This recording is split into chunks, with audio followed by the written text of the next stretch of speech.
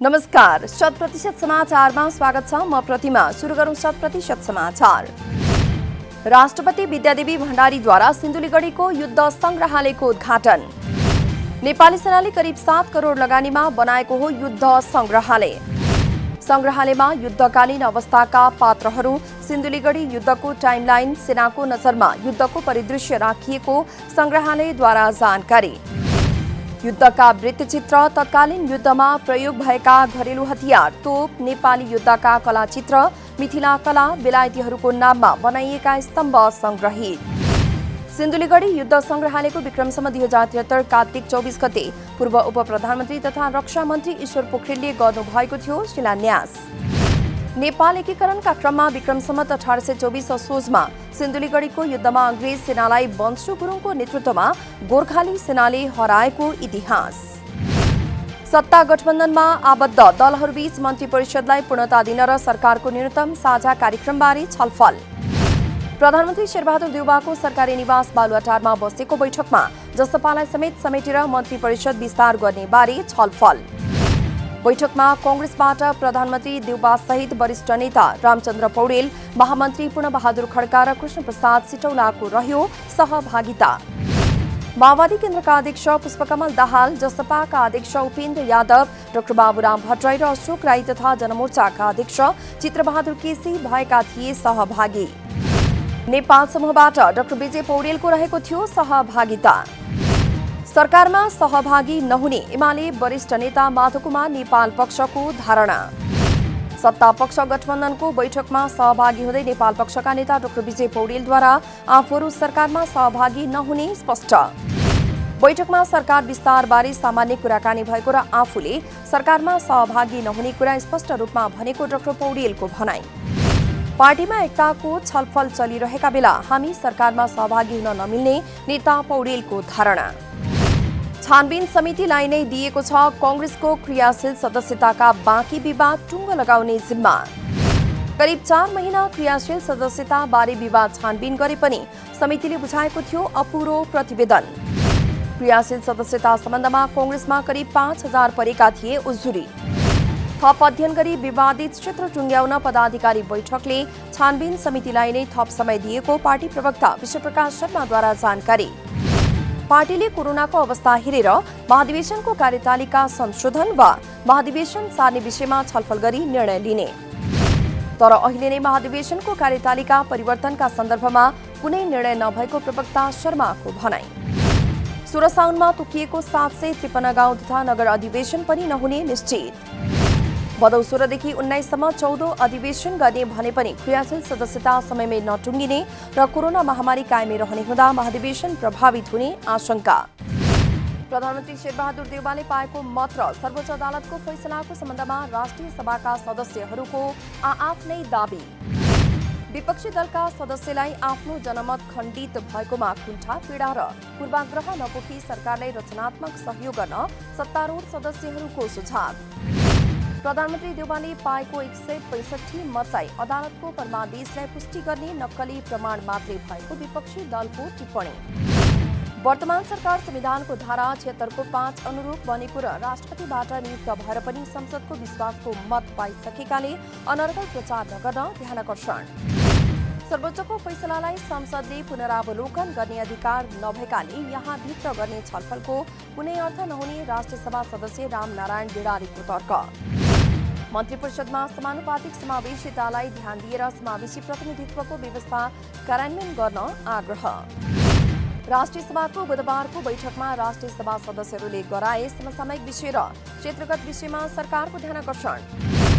निर्मला हत्याकाण्डदेखि घरेलु श्रमिकलाई कोरोना विरुद्धको खोपको व्यवस्था गर्न पनि सरकारको ध्यानकर्षण। रुकुम पश्चिमको त्रिवेणीमा 25 वर्षीय मनकला खत्रीको अज्ञात समूहले बलात्कारपछि हत्या गरेकाले दोषीलाई कारबाही गर्न माग। राष्ट्रपति शैक्षिक सुधार कार्यक्रमले धेरै विद्यालय लाभान्वित भए तापनि वर्तमान सरकारले सो कार्यक्रम अन्तर्गतको रकम रोक्न लागेमा सांसदहरूको आपत्ति। वडा तहमा घरेलु श्रमिकको पञ्जीकरण गरी परिचय पत्र दिन र कोभिड-19 विरुद्धको खोप दिन अनुरोध। नागरिकता विधेयक छिटोभन्दा छिटो पारित गर्न राष्ट्रिय सभा सदस्य सिंहबहादुर विश्वकर्माको माग। कक्षा 12 को परीक्षा विद्यार्थी अध्ययन गरेकी विद्यालय अर्थात् होम सेन्टरमा हुने। कोरोना भाइरसको संक्रमणको जोखिमलाई ख्याल गरेर यसपटक होम सेन्टरबाटै परीक्षा लिने तय भएको राष्ट्रिय परीक्षा बोर्डद्वारा जानकारी। परीक्षा साउन 31 देखि भदौ 9 गतेसम्म सञ्चालन हुने। यातायातको समस्या हुने, कोरोना संक्रमणको जोखिमलाई बढाउन सक्ने भएकाले होम सेन्टरबाट परीक्षा गर्नुपर्ने अवस्था आएको बोर्डद्वारा जानकारी।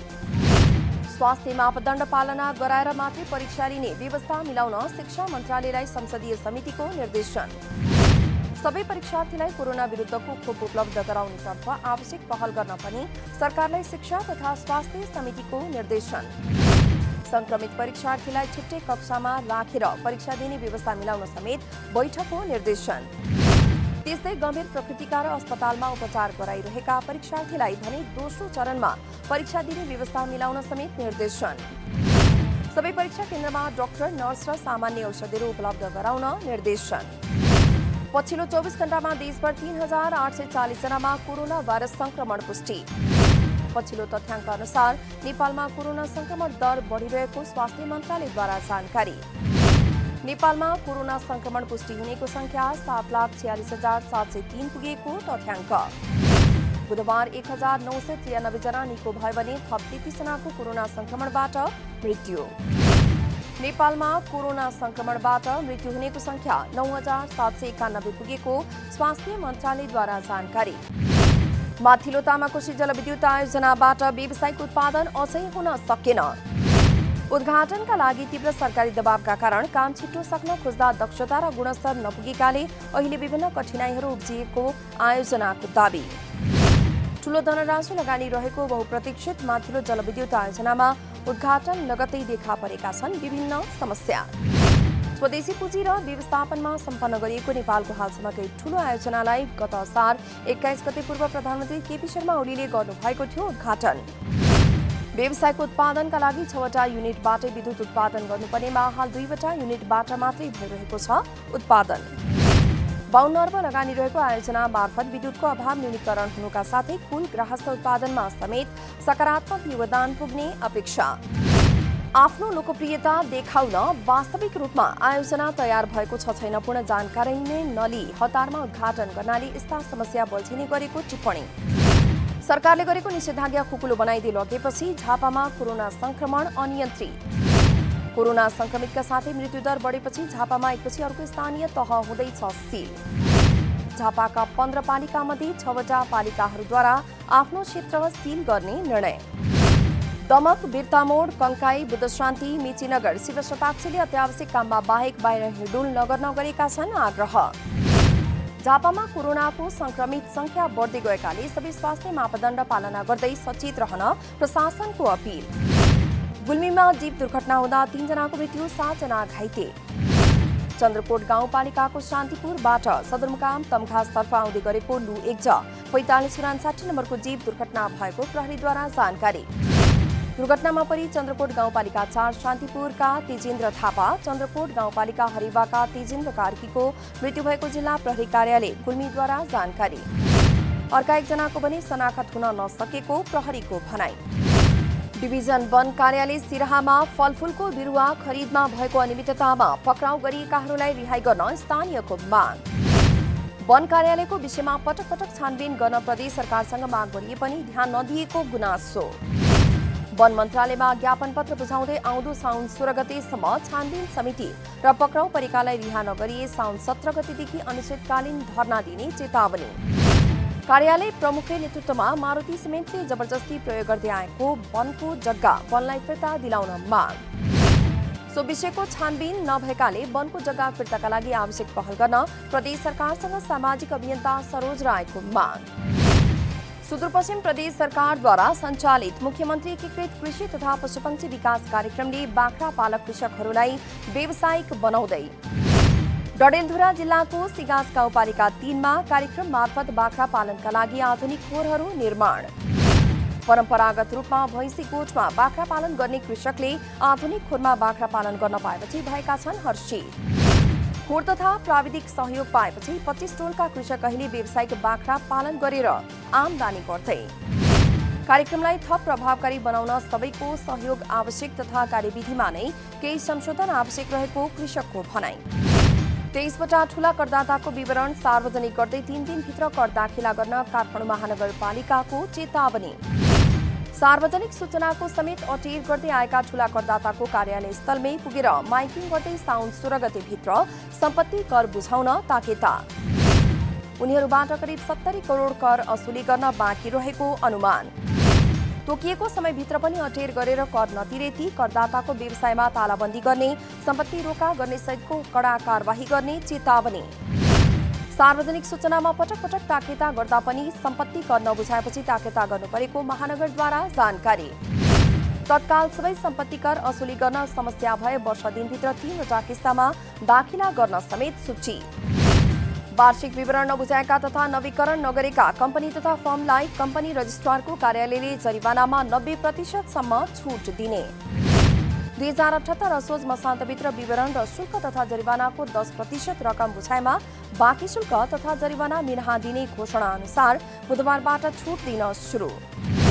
बुधबार शेयर बजार परिसूचक निप्से 3094.94 बिन्दुमा पुगेर बन्द। बुधबार अघिल्लो कारोबार दिनको तुलनामा 0.50% अर्थात् 15.30 अङ्कले बढ्यो निप्से। बुधबार निप्से परिसूचक बढे पनि अघिल्लो कारोबार दिनको भन्दा कारोबार रकम भने घटेको तथ्याङ्क। बुधबार 13 अर्ब 29 करोड 19 लाख 54 हजार बराबरको 2 करोड 81 लाख 70 हजार 172 किता शेयर कारोबार। मैलुङ खोला जलविद्युत कम्पनी लिमिटेडले बिहीबारदेखि सर्वसाधारणका लागि आइपिओ बिक्री खुला गर्ने।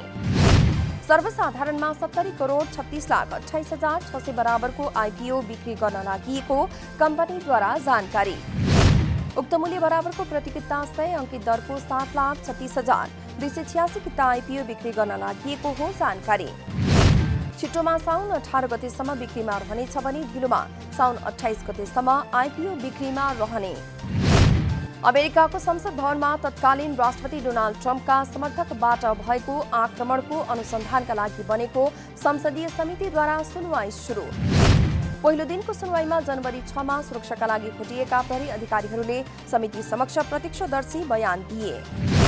जनवरी 6 तारिखमा संसद भवनको अवस्था युद्ध मैदान जस्तै रहेको सुनवाईमा सहभागी प्रहरी अधिकारीहरूको बयान। एक प्रहरी अधिकारी सहित 5 जनाको मृत्यु भएको सो आक्रमणमा संलग्न कम्तीमा 535 जना पक्राउ परेको जानकारी।